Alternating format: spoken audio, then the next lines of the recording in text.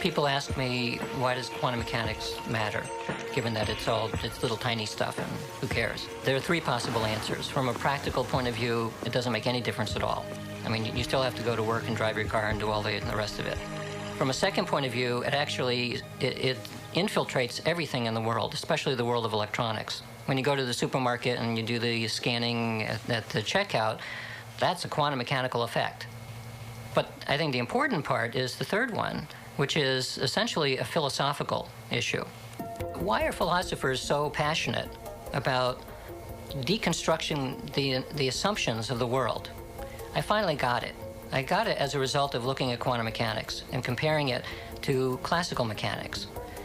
They present two very different ways of thinking about the way that the world works and about what we are. So from a classical perspective, we are machines. And in machines, there's no room for a conscious experience. It doesn't matter if a machine dies. You can kill a machine, you can throw it in a dump, it doesn't matter. If that is the way that the world is, then people will behave in that way. But there's another way of thinking about the world, which is suggested, it's pointed to by quantum mechanics, which suggested that the world is not this clockwork thing, but it's more like an organism. It's a highly interconnected organismic thing of some type, which extends through space and time. In that kind of environment, what I think and the way that I behave has a much greater impact, not only on myself, but on the rest of the world, than it would if it was a classical world. So from a very basic point of view having to do with morals and ethics, what I think affects the world.